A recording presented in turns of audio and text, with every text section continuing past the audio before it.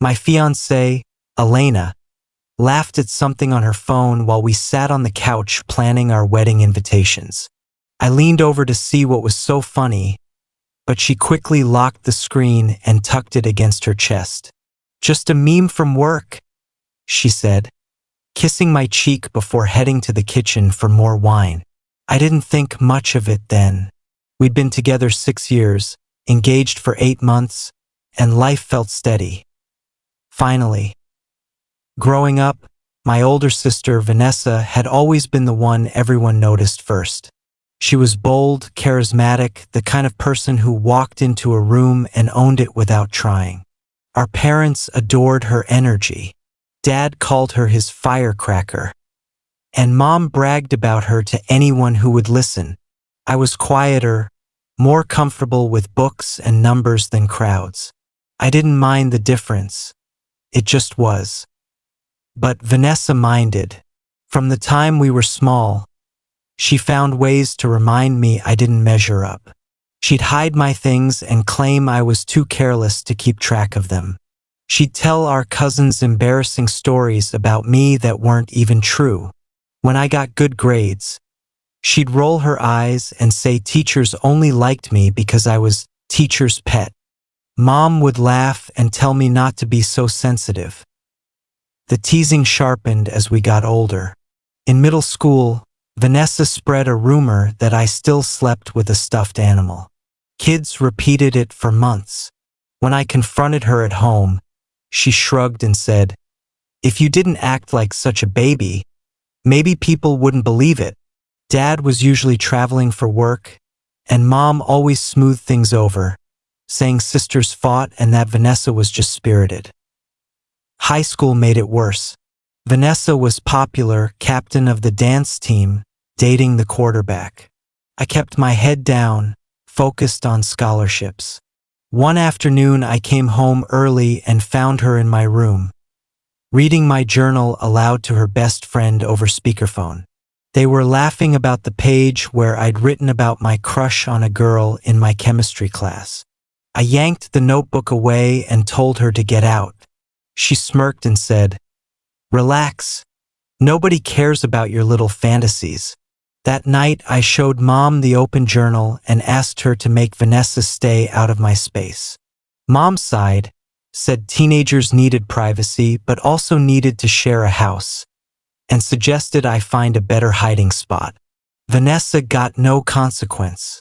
After that, I stopped writing anything personal down. Things stayed tense but manageable until senior year. Vanessa had been dating a guy named Tyler for almost 2 years. They fought constantly, dramatic breakups followed by tearful reunions. One weekend Tyler's parents were out of town, so he threw a big party. Vanessa invited half the school. I only went because Elena, then just a friend from my AP Calculus class, begged me to come so she wouldn't be alone. That I spent most of the night in the kitchen talking to Elena about college applications. Around midnight, I went looking for Vanessa to ask for a ride home. I found her upstairs, crying in Tyler's bedroom. Tyler was trying to comfort her, but she kept pushing him away. I stepped in to see if she was okay. She looked up, mascara streaked, and snapped, "Why are you even here? Go back to your nerd friend." I told her I just wanted to know if she could drive me home. She laughed bitterly and said, "Ask your little girlfriend for a ride." Oh wait, she doesn't have a car either. Then she turned to Tyler and said, loud enough for me to hear, "See? This is why nobody takes him seriously." I left the room. Elena and I ended up calling a rideshare. In the car, she asked what happened. I brushed it off, but she squeezed my hand and said, "Your sister's mean when she's upset. Don't let it get to you." That was the first night I realized I was falling for her. College separated us. I went 3 hours away on a full academic scholarship. Vanessa stayed local and enrolled in community college, then dropped out after a semester to work retail. We saw each other only on holidays. The distance helped. She still made digs, still wearing clothes from high school, huh? But they landed softer when I only had to endure them a few days at a time. I graduated, landed a solid job in software development, and moved into my own apartment. Elena and I stayed together long distance for a while. Then she transferred to a school closer to me. We moved in together the year I turned 25. Life felt good. Vanessa bounced between jobs and boyfriends. Our parents worried about her, but she always charmed them into believing everything was fine. 2 years ago, Vanessa hit a rough patch. She'd been living with a guy who turned out to be married. When his wife found out, everything imploded. Vanessa showed up at our parents' house with 2 suitcases and a sob story. Mom welcomed her immediately, set her up in the guest room, and started cooking her favorite meals again. Dad grumbled but didn't argue. Around that time, Elena and I got engaged. We planned a small wedding the following summer. Vanessa seemed happy for us at first, helped Elena pick a dress style, even offered to do the flowers since she'd taken a part-time job at a florist. I was cautiously optimistic. Maybe she'd grown up. Then came Thanksgiving. Elena and I hosted at our apartment for the first time. My parents drove in, Vanessa came with them. Everything went smoothly until after dinner. Elena and Vanessa offered to clean up while Dad and I watched football. I noticed they were taking a long time, but figured they were catching up.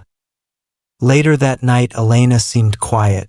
When I asked if everything was okay, she said she was just tired. The next morning, Vanessa left early with our parents. A week later, Elena sat me down and told me she needed to tell me something hard.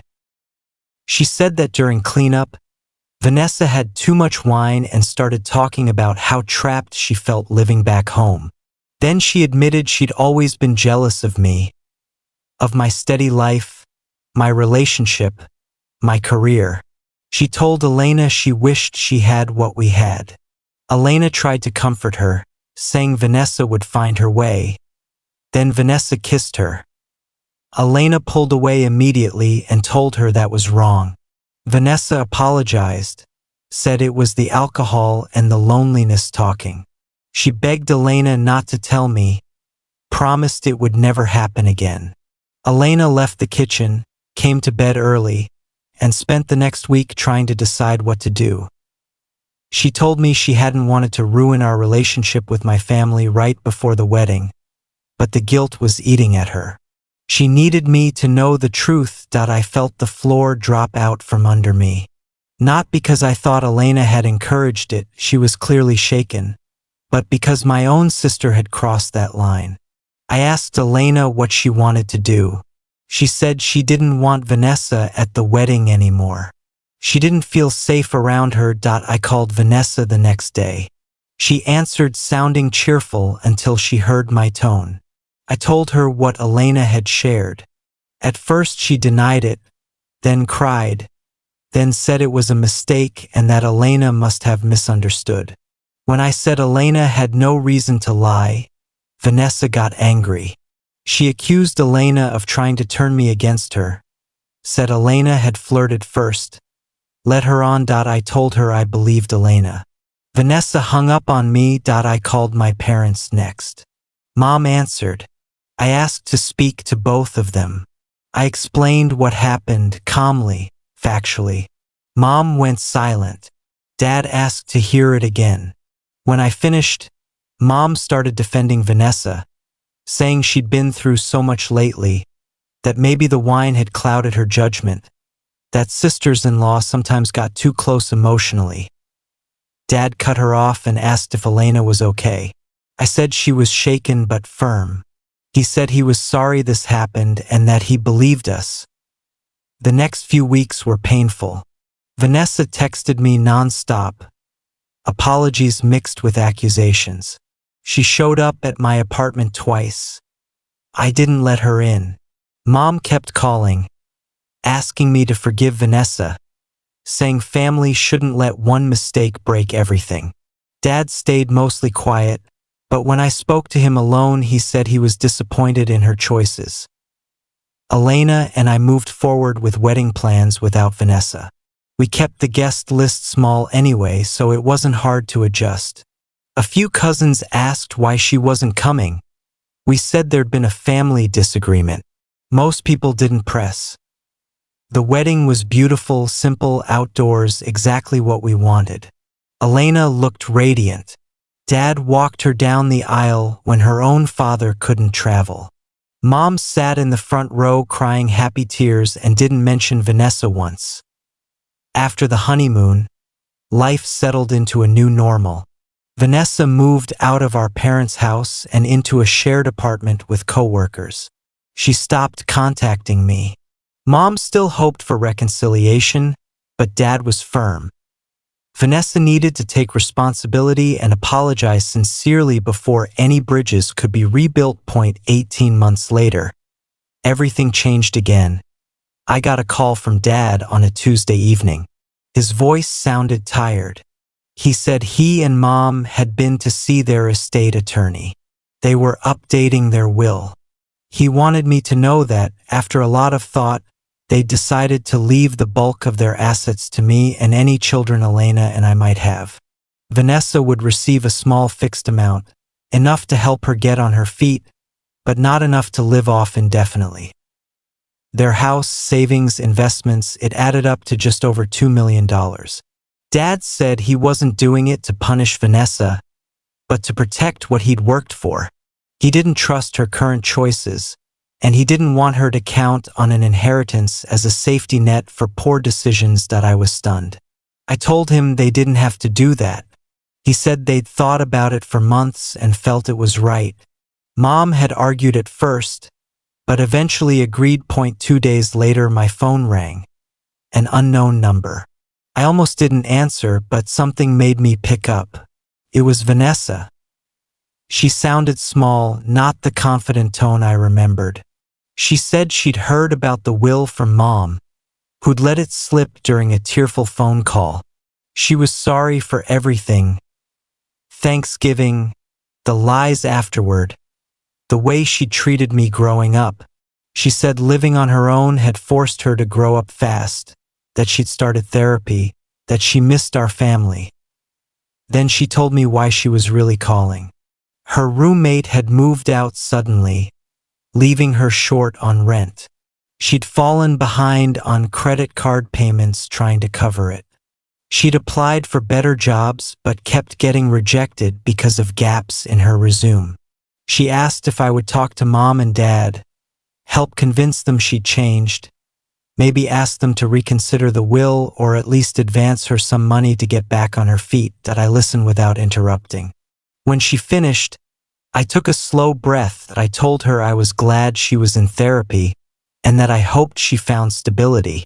But what she did to Elena, to us, wasn't something a single apology over the phone could fix. I said the will was Mom and Dad's decision, not mine, and I wouldn't try to change their minds. I wished her well, truly, but I needed space from the past. She started crying, saying everyone had abandoned her, that she had nobody left. Her voice cracked when she asked if I really hated her that much. I told her I didn't hate her. I just couldn't carry her consequences anymore. Then I ended the call. That night Elena held me while I stared at the ceiling. Part of me ached hearing my sister cry. She'd never sounded that lost before. But another part, larger and quieter, felt an exhausted kind of peace. I'd spent years bending, forgiving, making room for her chaos. This time I chose not to. Dad passed suddenly the following spring, a heart attack while golfing with his buddies. We buried him on a clear April day. Mom leaned on me heavily through the arrangements. Vanessa came to the funeral but stayed in the back. She approached Mom afterward for a hug. Mom held her briefly but stepped away when Vanessa started asking about the house. The will was read 2 weeks later. Everything went as Dad had planned. Mom kept lifetime rights to the house. After that, it would come to me. Vanessa received $50,000, enough for a fresh start if she used it wisely. She texted me once more after the reading. I get it now. I'm sorry for everything. I hope one day you can forgive me. I didn't reply. Mom sold the house a year later and moved into a small condo near us. She and I have lunch every Sunday. She never mentions Vanessa anymore, and I don't ask. Elena and I bought our first home last fall. We're expecting our first child in the summer, a girl. Life isn't perfect, but it's ours, built on choices we made together, not on old patterns we couldn't escape. Sometimes late at night, I think about my sister and wonder where she is, whether she's okay. I hope she is, but I don't reach out. Some doors, once closed, stay closed, not out of cruelty, but because opening them again would mean stepping backward into a life I finally left behind.